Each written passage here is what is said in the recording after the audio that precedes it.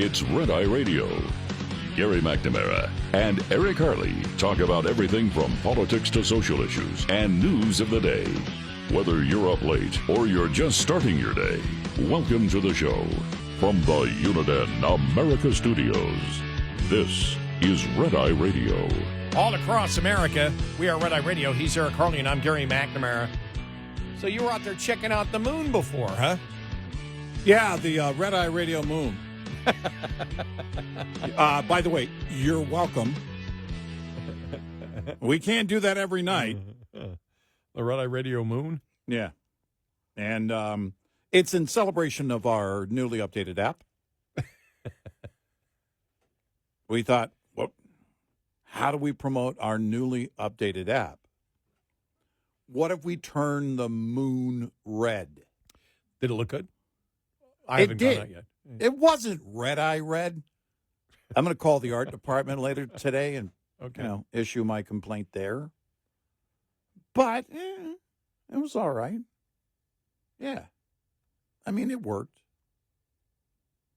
So, again, you're welcome. And don't forget to download the new Red Eye Radio app. If you have the old one and you have your auto updates set, it should already be there. If not, go and update the app, and it will be there. If you haven't downloaded it yet, well, don't make it once in a red moon. Oh. See? Boo. See? Hey, we paid a lot for that red moon. This is serious promotion here. This was sad to hear yesterday. The great sports writer, John Feinstein, died. One says he was 68. The other says 69 years of age. At his brother's home, they suspect a heart attack. Oh. And, he was a sports writer for the Washington Post, but that's not where I knew him. I knew him from his golf books. He wrote some great golf books. The Majors, A Good Walk Spoiled. He wrote the book that was controversial, A Season on the Brink, about Bobby Knight. Bobby Knight was not a fan of his. I never read that book. It was the golf books that I read. He was just a great writer. And I interviewed him one time. Interviewed him when I lived in Portland and was covering the Fred Meyer Challenge. I don't even know if that goes on anymore. The Fred Meyer Challenge, and he was there to cover it.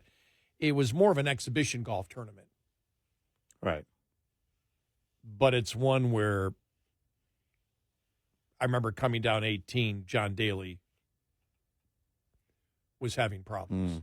And I think it was Fuzzy, I believe it was Fuzzy Zeller who was there and put a jacket around him because he was having problems from alcohol. Going down. I saw some really interesting things when I covered that, but interviewed John Feinstein. I don't know if that was the year, but interviewed him. Great interview. Just great interview. So knowledgeable on sports. And you would see him a lot of times on the Golf Channel when they do the stuff before the majors. Right. They would talk to him, and you'd see him on all the time. Very recognizable recognizable guy.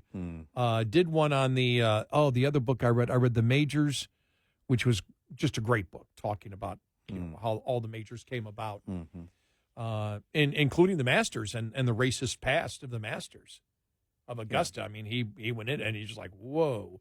And then he wrote one on, they don't have it anymore, but when they used to have Q School, which was how you were able to, you had went into a tournament. If you did not get, for example, because of your money earnings into the next year, there was a certain number that could go to Q School, and it was a tournament that lasted like 4 or 5 days. And if you hit a certain point, you were in. If you didn't, you were out.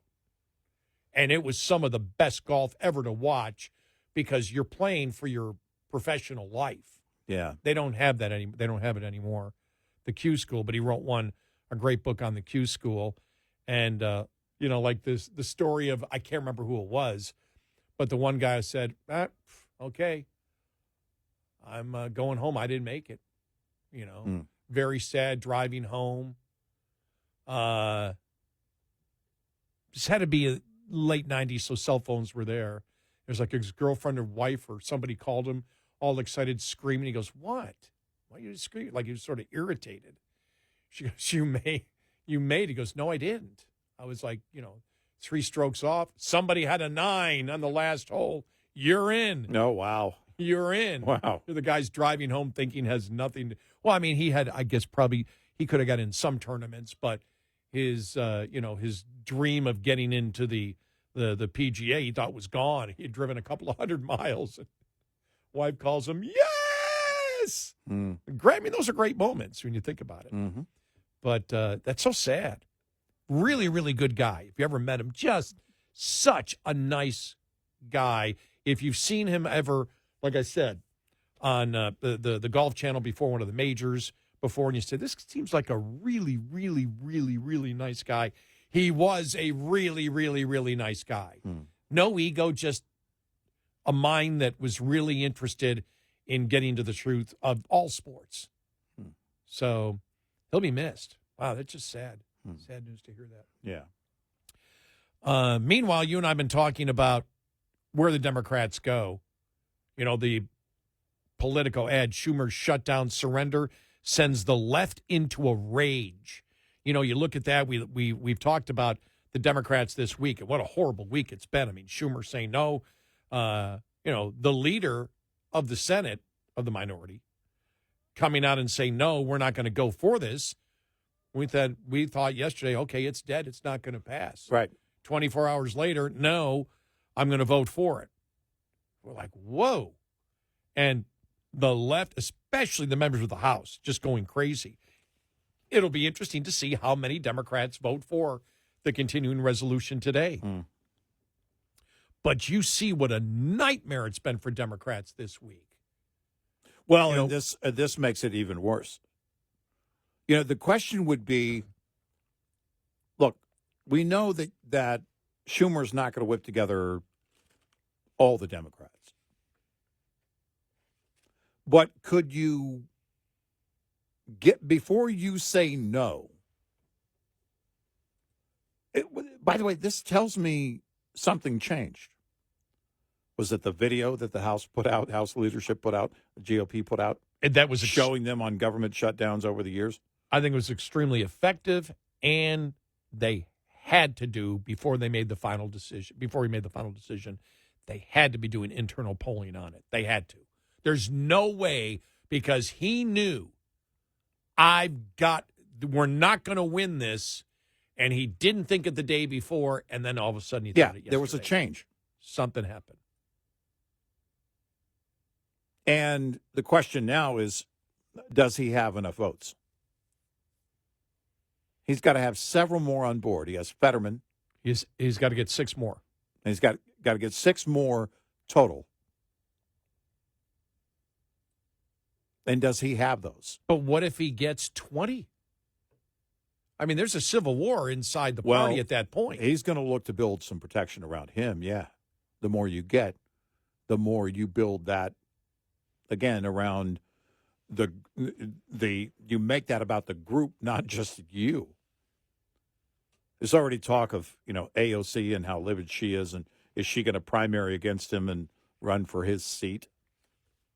Yeah, but I saw her first point of argument that wasn't strong.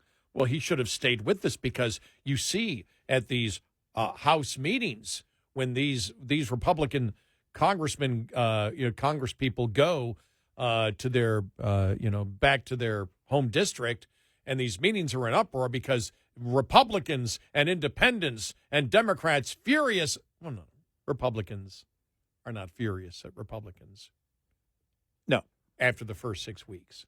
That's not happening. So the first thing out of her mouth was a lie. Yeah. It's like, okay, well, you really don't have anything. Yeah. But where do they go? And the other thing, Rahm Emanuel, you saw the reaction to that yesterday, which was he can't get through a primary. Exactly what we said. Exactly. The left's going to reject the daylights out of him because they're looking for some type of, well, I don't know if they're looking for some type of hope. I don't know what Democrats are looking for right now. Well, that's the whole thing. I don't know. I can't tell you. There is I don't know what the direction or what the strategy would be right now with the party. Because I floated the idea that, okay, here's one strategy. We back away from being so outwardly radical in our campaign and wait to implement radical policies once we've won. But look, the far left base of your party's not going to let that happen. You can't get through a primary without them calling you out. And you have to stand your ground. You know, this is not the past. And I think that's what Rahm Emanuel and maybe a number of Democrats miss right now. They don't understand that this isn't 2008. This isn't the Obama party. This is a very radical and radically driven Democratic Party. And what are you going to promote on the issues? You know, we talked about the 26 Senate seats in 2026 Senate seats, and what would they promote? All right, so this idea that the Democratic Party, isn't going to go out and spend a ton of money. You know, you don't spend the kind of money you spend in a presidential election. Well, let's say you did. What would you promote? You know, I don't know. You can you can win with less money if you're connecting with the people on the ideas. Which brings us right, because this is another thing that's hit out there is Gavin Newsom's running. That's why he's doing the podcast. Right. And I've gone through social media. The only people that have complimented Gavin Newsom are on the right. Mm-hmm. Mm-hmm. Saying, well, at least he's talking to people on the right and having civil conversations. You and I looked at it and said, yeah, but so far from what I've seen, nobody's really challenged Gavin Newsom and just destroyed every single argument as they should. It seems to be too much of a nice fest. And not that you can't talk civilly, but look, and I don't know if this question was asked after Charlie Kirk was on, but it would have been, excuse me, you say you sympathize. Would you change the laws, the transgender laws? Right. If you're not going to change, would you change them? Right. If you think it's unfair, right, then you should be a proponent of changing the law. Right. Get him to talk about the legislation.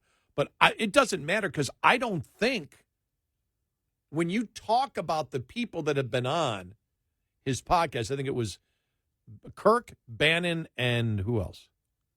Oh, Michael Savage. It's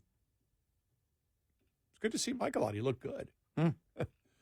Do you think anybody on the left is happy that he's having a civil conversation with those three people? Well, no, Jane Fonda went off on the whole Steve Bannon thing. She's so angry, she wanted to straddle a cannon.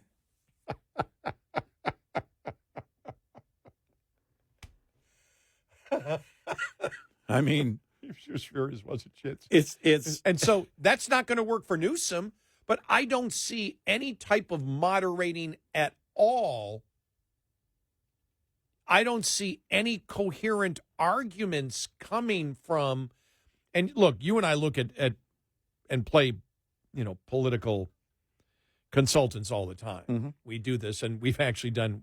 Democrats should have done this, and we said that today. Democrats could have come out and said, "Wait a minute, the Republicans are complaining because they're funding all the Biden proposals in this continuing resolution. Yeah. Let's all jump aboard and have them fighting with each other, because we come out and say how much we love this continuing resolution. Yeah, there are bad parts of it we don't like, but that's Republican stuff. But remember, they have kept all the funding for Joe Biden. Thank you, Republicans. Thank you, Donald Trump, for continuing the funding. They've already seen the infighting with Republicans, as you said. They could have used that, and they didn't. Well, exactly as you laid it out.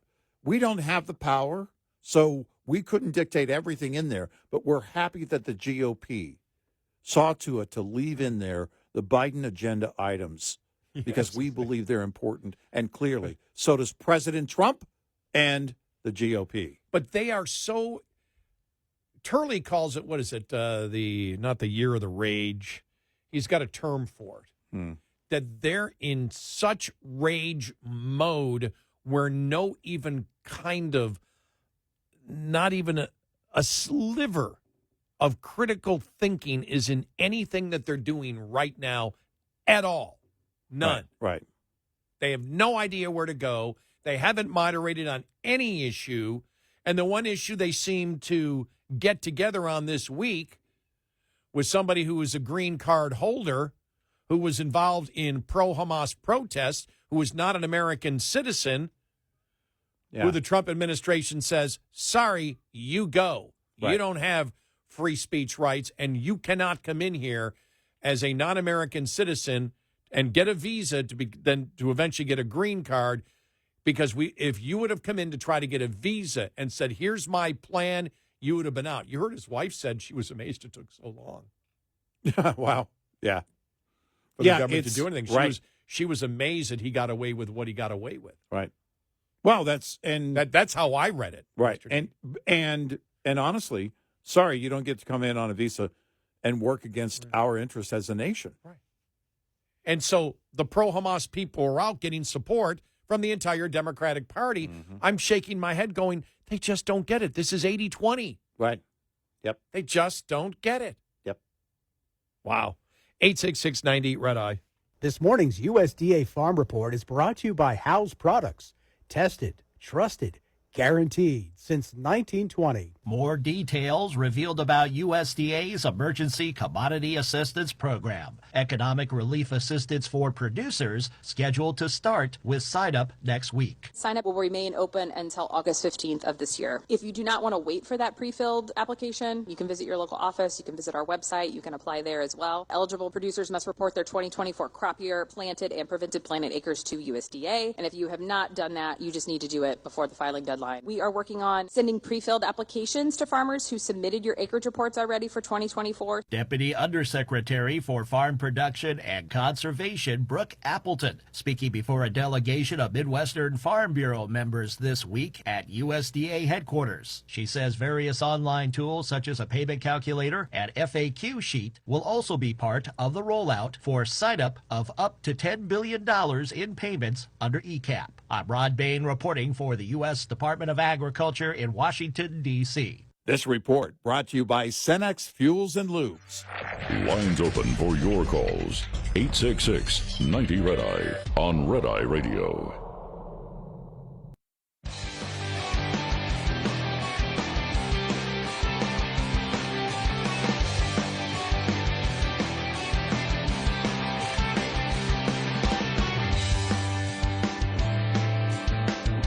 It's Red Eye Radio. He's our Carly, and I'm Gary McNamara. Then the other thing this week is you had Representative Seth Moulton responding to the Trump administration, stating that attacks on Tesla or Tesla dealerships could be domestic terrorism. By the way, he was asked that question. He didn't bring it up. Right. He was asked the question, should they be domestic terrorists? He said, well, they're going to be dealt with severely. And the Democrats, including Seth Moulton, said the exact same thing they were saying on MSNBC, that these attacks are a form of protest. Right. That committing arson, destroying someone else's property is protest protected by the First Amendment. Right. They're not going to win that argument with the American people. You don't win that. It's just like They're not even trying to say mostly peaceful anymore. They say the word violence, right, but say it should be illegal. Right. Unbelievable.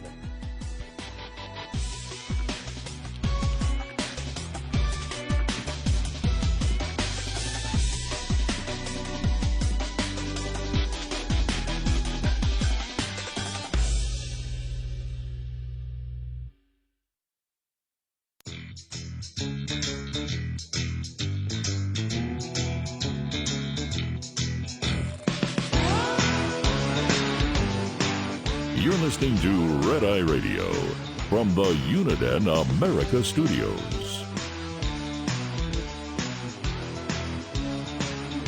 It's Shutdown Radio. He's Eric Harley, and I'm Gary McNamara. So there seemed to be a Wednesday thing, and maybe it first came because of Seth Moulton, because we had played the audio already yesterday and today from MSNBC, where they talking about that violence is protest, which is like, what? This is the burning of the Teslas in dealerships, which we all know is a felony at the minimum. But on Wednesday's broadcast of CNN This Morning, Representative Seth Moulton responded to the Trump administration stating that attacks on Teslas or Tesla dealerships could be domestic terrorism by stating that President Donald Trump believes it's something that somehow having a protest in front of a Tesla dealership is domestic terrorism, and Trump believes freedom and liberties belong to the people who agree with him, and that's it. That's not a view that people who believe in our Constitution share. And then the MSNBC got on that roll yesterday, or on Wednesday.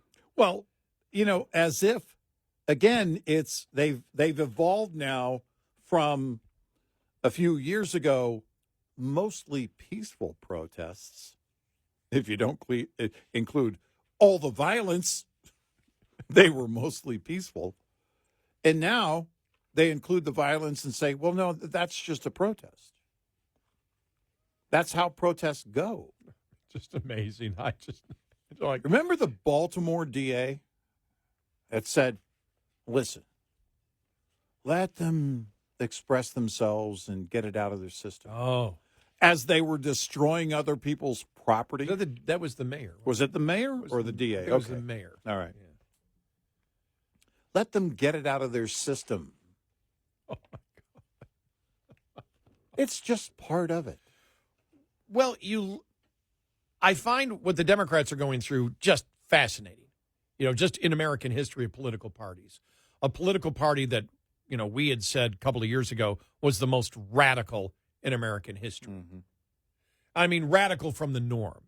Yeah, you could look at the Democratic Party when they were promoting slavery and Jim Crow laws and say that was the most radical, but it was accepted by many Americans at that point. Right. Not saying that it was right, it wasn't, but they were in tune with the racist part of America at that time. Yeah. That was significant. But now where they stand on the issues, this is where we get the whole 80-20. Everything's 80-20. And so you look at it and you see, what has happened, in the last election, biggest comeback in political history, in American political history, by far. Nothing comes close to it at all. Nothing. They get trounced. They know they got trounced. And you don't see anything. I'm looking just for an inkling of sanity coming from the Democrats, and I don't see it. And somebody would say, well, wasn't Schumer grudgingly going along with the Republicans? No, he did that. He first said no, and then he said yes. Something happened during that time. Yep. It probably was,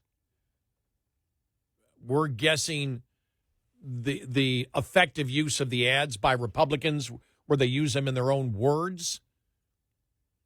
And then probably, I'm going to guess, the nail in the coffin of rejecting it from Schumer was the internal polling. It had to be. Because they had to have done because I'm guessing they were working on internal polling before he said, or maybe about the time he said, we're not voting with it. We're going to vote no.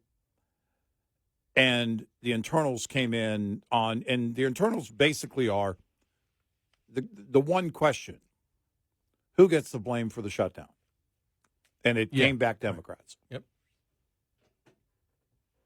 And that's the party gets the blame. He's the head of the party in the Senate. And it makes you wonder, if that's the case, because there was something that changed his mind. I don't expect all the Democrats to change.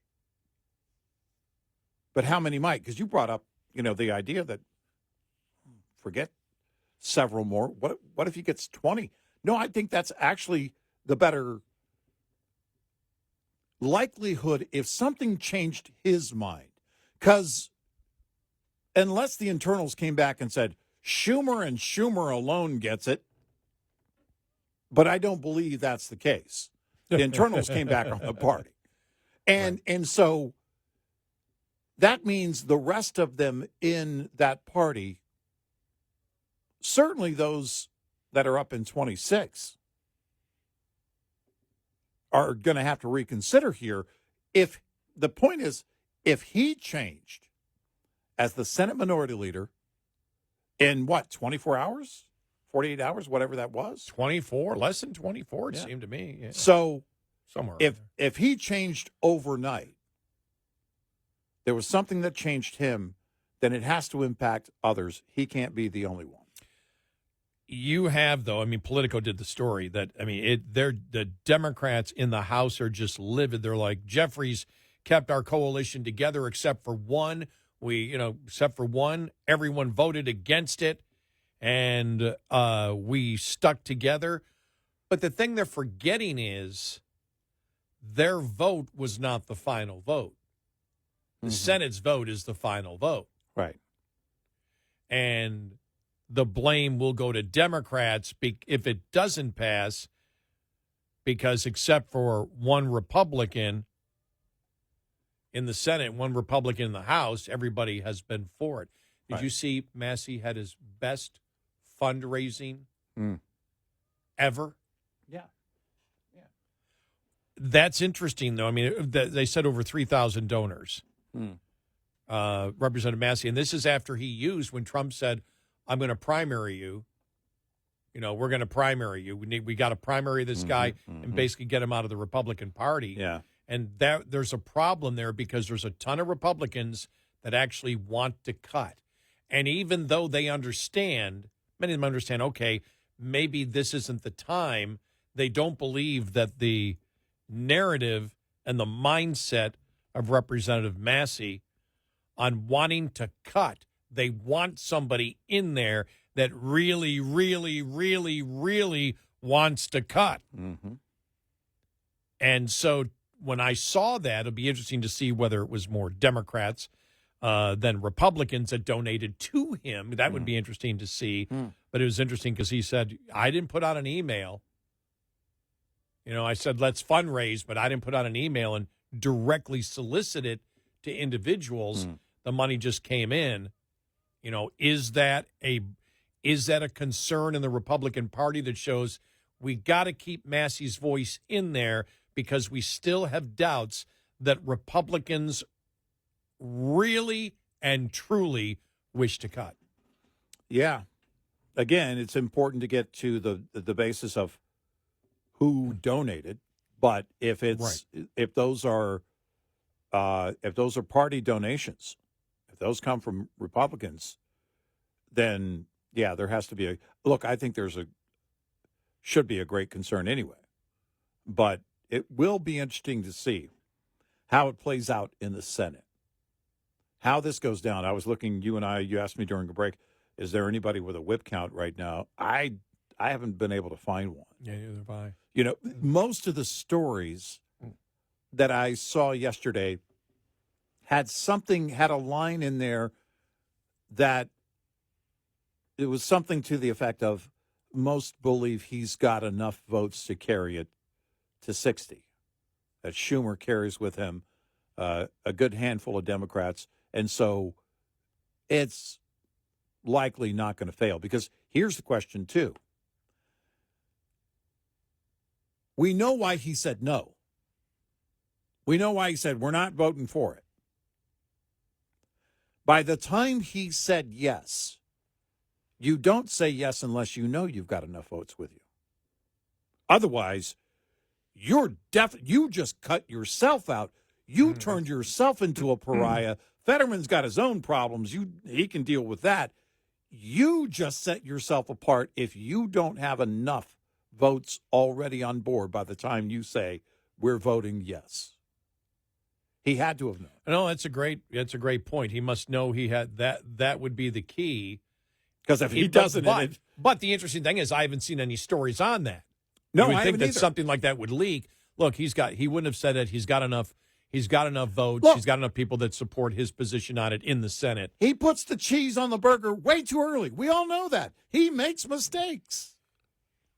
Did he put the cheese on the burger too early this time? Down too early. You can't lay the cheese down too early. Oh my gosh, we're gonna be able to use that all summer long. I now. hope so. I hope so. Here's Schumer again, putting the cheese on the burger Way too early. Way too early. What's Don't going lay down on? the cheese until you know it's ready for the cheese. But if he didn't get it, are they going to look to replace him as minority leader? Oh, if he does, if he doesn't get the, that's the whole thing. This will be your votes. legacy. If you go out saying, "Okay, we'll go along with Trump, even though we don't want to, because it's a gift to Trump," but Trump wins. Yeah, we're going along with Trump, and then your party rejects it completely, with the exception of Fetterman. Oh, yeah. No, that's. Sorry, you're a pariah, and you turned yourself into a pariah by saying yes without whipping the counts. If you don't have the other, what we say, 6 more or 8 more? He would need with him, because it was 53, but you lost Rand Paul, so it's 52.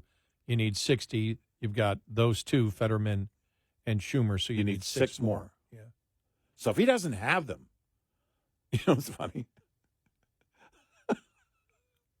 You know what my go-to always is? And of course, it doesn't work. What, does he have, Murkowski or Collins?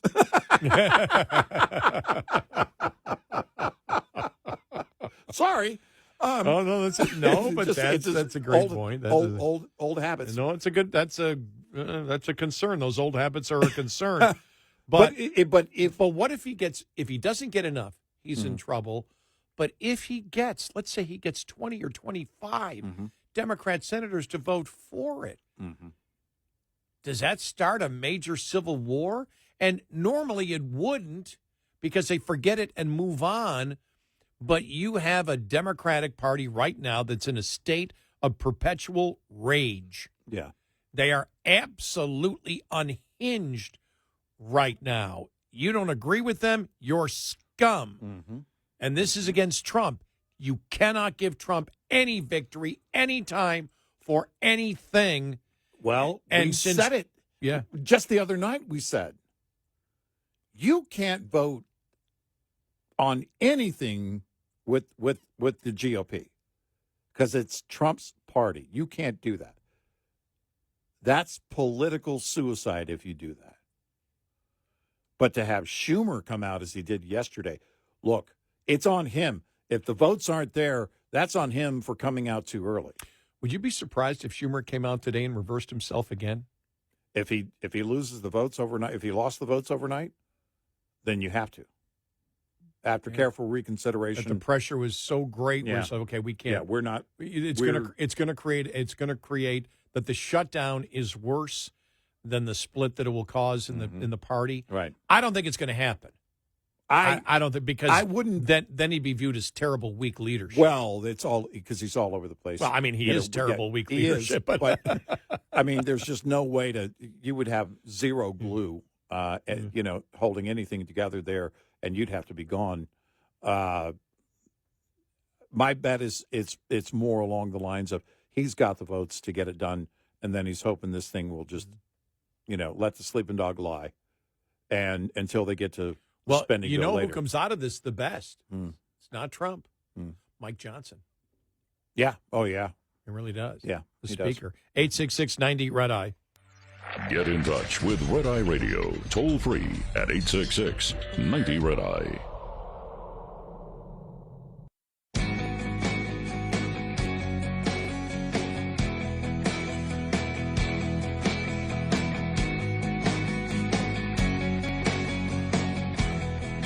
It's Red Eye Radio. He's Eric Harley, and I'm Gary McNamara. So I'm sitting here thinking, if when Rahm Emanuel came out, and the whole thing that he's going to run for president, and first thing you said was primary. He can't make it to the primary. And I was thinking, man, he's the one guy that can, bring back the Obama spirit. That's what he's hoping. And he's the one that has identified what the problems are, like identity politics, which is the racism of the Democratic Party. He was one of the first to say it. Right. They don't want to hear that. No. And so you think about it, and it's interesting because like Buttigieg, it's like Buttigieg's going to run for president. It's like, he's not it. No. It's like Rahm Emanuel, he's not it. Everybody's gone through that entire list of 12 that came out a couple of months ago, and it's like, no. But all they're doing is looking for personalities. They're not trying to find someone who can sell the issues, and they're not trying to change themselves on the issues. Right.